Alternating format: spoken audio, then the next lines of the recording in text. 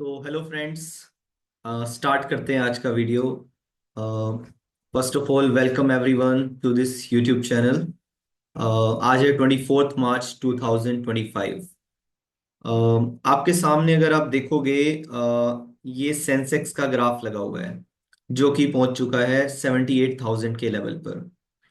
अब आप लोग सोचेंगे कि ये वीडियो किस बारे में है। ये वीडियो एक अपडेट वीडियो है जो हमने इस मंथ के स्टार्ट होने से पहले एक इलियट वेव एनालिसिस वीडियो दिया था अपने यूट्यूब चैनल पे, जिसमें हमने सेंसेक्स के बाउंस बैक के बारे में बताया था कि कहाँ तक का बाउंस बैक आ सकता है। एक बार मैं आपके लिए वो वीडियो प्ले कर देता हूँ, उसके बाद हम आज का जो स्टडी है और एनालिसिस है वो शुरू करेंगे।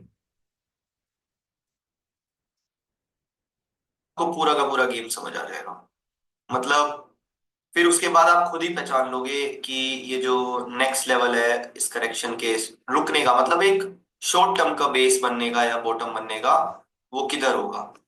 तो इसमें मैंने बताया हुआ है कि जब फेब के एंड में लगभग मार्च शुरू होने से पहले पहले जो ये 74,600 के आसपास था, तो इसमें मैंने बताया था कि सेंसेक्स कितना डिप और आ सकता है इस इलियट वेव के स्ट्रक्चर के अकॉर्डिंग, और जो कि आप देख सकते हैं उसके बाद क्या हुआ है मार्केट में। और उसके अलावा मैंने थोड़ा सा ये डिस्कशन किया था कि जब ये स्ट्रक्चर कंप्लीट होगा तो हमें किस तरीके से इस बाउंस बैक को प्ले करना है और कहाँ तक ये बाउंस बैक आ सकता है। ठीक है, तो यहां तक गया था। अब मेन पॉइंट ये है कि नीचे का मूव जाने वाला कहां तक है। देखो, ऑब्वियस सी बात है, अगर आप इस पिक्चर से देखोगे कि जितना बड़ा ये यहां तक आया था उससे तो कम ही गया है। ठीक है, ये आपका ये जो टूल लाइन है, लगभग लगभग बस ये आपकी पूरी की पूरी जो स्ट्रक्चर है कंप्लीट है। अब इस कंप्लीट के बाद ही आपका नया बाउंस बैक स्टार्ट होगा। अब कुछ लोग कहेंगे कि यार बाउंस बैक तो तो अभी अभी जस्ट मैंने इस वीडियो में बताया है कि ये स्ट्रक्चर किस लेवल के आसपास कंप्लीट हो जाएगा और उसके बाद बाउंस बैक स्टार्ट होगा। मैं थोड़ा सा इसको प्लेबैक कर ये जो देता हूँ। टूल है इसको 0 से 0.786, ये दिख रहा है आपको 0.786, इस जोन के आसपास 73,500। मतलब कि ये अगर ये जो ट्रेंड चल रहा है ना, अगर ये एरिया आ जाए 73,500, ठीक है, उसके बाद मतलब अगर मार्केट ने थोड़ी सी और करेक्शन करनी है तो एक लेवल और ज्यादा से ज्यादा आ सकता है। वो सिमिलर अराउंड की जितना ही आपको गैप दिख रहा है, 74,500 से 1,000 पॉइंट, मतलब 72,500 बस। तो इसमें लगभग लगभग ये एक्चुअल में 900 पॉइंट के आसपास का और मूव आया था इस लेवल के बाद, जो कि मैंने बोला था 1,000 पॉइंट। सो 72,600 के आसपास से या 72,700 के आसपास से सेंसेक्स ने रिवर्सल दिया था। ये आपकी पूरी की पूरी जो स्ट्रक्चर है कंप्लीट है। अब इस कंप्लीट के बाद ही आपका नया बाउंस बैक स्टार्ट होगा। तो ये डिस्कस किया था मैंने कि ये पूरी की पूरी जब स्ट्रक्चर कंप्लीट हो जाएगी उसके बाद ही बाउंस बैक स्टार्ट होगा। अब कुछ लोग कहेंगे कि यार मैं कोई थोड़ा एक सा बार आगे कर रहा हूँ। 70,800 वाले लेवल तक मिनिमम ये जाएगा देख, का, इसको ही एक बार ऊपर की तरफ निकाल देंगे। एक अगर आपको लग रहा है कि आपको कोई रिवर्सल पैटर्न बना है यहाँ पे और बाउंस बैक हो रहा है, तो आप बस एक छोटे से कंफर्मेशन का वेट करो। देखो, दो सिनेरियो है, अगर ये या तो इस लेवल तक आता है 73,500, तो आपको बस इतना वेट करना है कि ये जो आपको गैप एरिया दिख रहा है 75,000 का, इसको ही एक बार ऊपर की तरफ निकाल दे। हालांकि मैं बोलूंगा कि यहाँ पे बियरिश मत होना, बुलिश होने की कोशिश करना अभी इन लेवल्स के बाद। बट थोड़ा सा और अगर जो कंफर्मेशन का वेट करते हैं, ये गैप एरिया निकाल ले देना 75,000 के आसपास है। इसमें मैंने एक छोटी सी बात डिस्कस की है कि ये जब मार्केट नीचे की तरफ जा रहा था 75,000 के आसपास एक छोटा सा गैप एरिया था। तो मैंने ये बताया है कि जिस लेवल पे ये गैप एरिया फिल हो जाएगा, मतलब रिवर्सल के टाइम, बुलिश मूव के टाइम, जब ये गैप एरिया फिल हो जाएगा इसके बाद मिनिमम हम कितना मूव एक्सपेक्ट कर सकते हैं, आप सुनिए।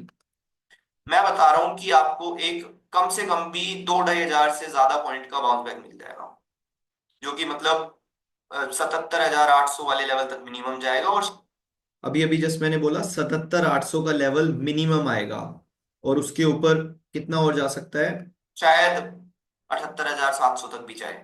तो मतलब आप सोचो कि पर आप लोग सोच रहे होंगे कि ये एक्चुअल में इतना करेक्ट मार्केट को प्रेडिक्ट कर पाना कैसे पॉसिबल है। एक्चुअल में ये एक प्रेडिक्शन ही है, ये थोड़ी सी इसमें स्टडी है, रिसर्च है अलग अलग चीज़ों के बारे में। और जिसमें मैं इलियट वेव्स की बात करता हूँ। अब इलियट वेव का मैंने इस वीडियो में बताया था कि ये जो एबीसी का करेक्शन है, करेक्टिव मूव है जो मतलब एक्सपेंडेड हुआ था, वो कंप्लीट हो गया इस लेवल पे। अब इसके बाद ना एक मार्केट का एक बाउंस बैक आता है एक्स वेव, जिसको मैं मतलब मैंने एक अपनी थोड़ी सी नोटेशंस बनाए हुए हैं। तो वो जो एक्स है वो मिनिमम मिनिमम से मिनिमम मतलब कि ये जो आपको दिख रहा है 0.236, ये तो अचीव करता ही करता है। और अगर मार्केट में थोड़ा सा बुलिश सेंटीमेंट ज्यादा है या कुछ ना कुछ मतलब एक फास्ट रिकवरी आई है, तो ये 100% रिकवरी भी करता है। मतलब ये जो आपका प्रीवियस हाई दिख रहा है, ये इसके आसपास तक मिनिमम जाता है ये वाला बाय मूव। ठीक है। और इस वाले बाय मूव के बाद ही आप लोगों को कोई अगर शॉर्ट सेलिंग की नई पोजीशन बनानी है या कुछ करना है, उस बाय मूव उस लेवल्स के आसपास ही करना। बीच में जो लोगों ने भी शॉर्ट करने की कोशिश की होगी इस मार्केट में, मैं बोल सकता हूं कि वो काफी लॉसेस में होंगे। बिकॉज सी, जब मार्केट गिर रहा था मैंने बोला था कि ये जो गिर रहा है गिर रहा है गिर रहा है, यहां से थोड़ा और आ सकता है। तो आप लोगों ने ये पूरा का पूरा ट्रेंड अगर मिस कर दिया है, डाउन ट्रेंड को, इसका मतलब ये नहीं है कि हर छोटे से ऊपर जाने पे आप मार्केट को शॉर्ट करते रहेंगे। ठीक है। तो मार्केट अगर ऊपर जा रहा है तो उसकी प्लीज रिस्पेक्ट कीजिए, और कहां तक जा सकता है एटलीस्ट उस लेवल तक जाने दीजिए। अगर आपसे बाय मूव प्ले नहीं किया जा रहा है या जो बाउंस बैक है आपको मतलब आपको नहीं समझ आ रहा है कि कितना बाउंस बैक हो सकता है, तो एटलीस्ट जो एक डिफाइंड लेवल्स हैं उसके आसपास आप रिस्क लीजिए शॉर्ट सेलिंग का। जैसे कि मैंने बोला था कि नीचे अगर जा रहा है और बाउंस बैक करता है तो इस 73,500 के लेवल के आसपास आप बाइंग का रिस्क ले सकते हैं, कि जिसके नीचे आपका रिस्क थोड़ा होगा और रिवॉर्ड 78,000 तक का होगा। सेम वे अब ये मार्केट आ गया 78,000 या उसके आसपास, उससे ऊपर वाले जोन में, और ऊपर का लेवल है ये 78,900 के आसपास या 800 के आसपास। अब आपको क्या करना है कि इन लेवल्स के आसपास मार्केट को ऑब्जर्व करना है, रिवर्सल पैटर्न को आने देना है। ये नहीं कि कहीं भी शॉर्ट कर दिया। अब रिवर्सल पैटर्न आएगा तो आपको वो ग्राफ में दिखेगा, कुछ कैंडल स्टिक्स दिखेंगी, कुछ ना कुछ डेली टाइम फ्रेम में प्रीवियस डे लो ब्रेक होंगे, कुछ ना कुछ होगा। वहां पे आप अगर शॉर्ट करें या एक ट्रेड बनाएं तो वहां से आपके एक अच्छे रिवॉर्ड की एक्सपेक्टेशन है। अब यहां पर इतनी ऊपर जाने के बाद कई लोग सोच रहे होंगे इतना कि चलो अब बुलिश हो जाते हैं, अब तो मार्केट ने सारे हाई ब्रेक कर दिए हैं या प्रीवियस हाई जो भी है ब्रेक कर दिया है। ये ट्रेडिंग का तरीका नहीं है। ट्रेडिंग का तरीका ये कहता है कि जब मार्केट नीचे गिर रहा है, कहीं ना कहीं तो उसका एक जो उसके एक पैटर्न का एक सपोर्ट फॉर्मेशन होगा। ठीक है। जो तो जो वो सपोर्ट फॉर्मेशन हो रहा है, आप उसके आसपास बाय का ट्रेड लीजिए ना, रेदर देन कि आप 4,000 पॉइंट का या 3,000 पॉइंट का या 5,000 पॉइंट का मूव मिस करने के बाद अब आप सोचें कि चलो बुलिश हो जाते हैं। सेम वे आती है करेक्शन के बारे में। अगर आपको शॉर्ट करना है मार्केट को, आपने अगर ऑलरेडी देख लिया कि जी 6,000 पॉइंट का मूव आ गया है, किसने कहा है कि सबसे नीचे आपको ही शॉर्ट करना है? क्या मार्केट बाउंस बैक नहीं लेगा? कभी तो लेगा। उस बाउंस बैक के बाद कोई तो रेसिस्टेंस एरिया आएगा ना, जो अगर आपने कोई भी स्टडी फॉलो की है तो रेसिस्टेंस एरिया डाउन ट्रेंड में आता ही आता है। तो इस वाले केस में रेसिस्टेंस एरिया 78,000 और ये 79,000 के आसपास की रेंज में है। वहां कहीं आप शॉर्ट सेलिंग की पोजीशन बनाएं। उससे पहले जो बाइंग ट्रेंड चल रहा था उसको हमने चलने दिया है एग्जैक्टली। अब आप लोग एक मैं छोटा सा आपको एक मतलब अपडेट और दे देता हूँ इसके बारे में, उसके बाद हम एक बार थोड़े से शेयर्स को भी स्टडी कर लेंगे। ये है अगेन इलियट वेव की वेबसाइट पे है ये। अब मैं इसमें छोटा सा एक एनोटेशन करूंगा। ये फिलहाल जब ये हमने 73,500 या 72,600 700 वाले लेवल लगाए थे, वो लगभग ये वाला एरिया था। अभी हम इस मूव की तरफ हैं। ठीक है। और ये मूव जो है पिछले वाले हाई से हल्का सा नीचे नीचे कंप्लीट कंप्लीट हो जाता है। ठीक है। अब आपके पास 79,000 आपको एक रेंज एक एरिया मिल गया है। सपोज ये जो एरिया है सेंसेक्स के अकॉर्डिंग ये 79,000 है। आप ऑलरेडी पहुंच चुके हैं 78,000 समथिंग पे। तो ये जो मूव है मैंने बोला कि इससे पहले पहले कंप्लीट हो जाता है, तो आपके पास अब रिस्क कम है लेने के लिए। और इसके अगर इसके आसपास शॉर्ट करते हैं और रिवॉर्ड ज्यादा है। बट अभी भी बोलूंगा, लास्ट टाइम भी मैंने बोला था जब हम सपोर्ट एरिया पे थे, कि आप अपनी स्टडी को फॉलो कीजिए। ये एक एजुकेशनल वीडियो है, मैं यहाँ पे किसी को ट्रेडिंग रिकमेंडेशन नहीं दे रहा हूँ। ये बस आपकी लर्निंग के लिए है कि जो मार्केट में एक स्ट्रक्चर होते हैं वो कैसे फॉलो होते हैं। ठीक है। अब मैं एक सेकेंड इसको क्लियर कर देता हूँ। Just a second. ये क्लियर कर दिया मैंने। अब एक बार हम आ जाते हैं, हम थोड़े से चार्ट्स को भी स्टडी करेंगे, और मैं एक बार इसमें जो मैंने फिबोनाची रिट्रेसमेंट लगाया था उसको आपके सामने शो कर देता हूँ। ये सेंसेक्स का फिबोनाची रिट्रेसमेंट है। ये यहाँ से करेक्शन स्टार्ट हुआ था 80,000 86,000 समथिंग से, और ये एग्जैक्टली 72,695।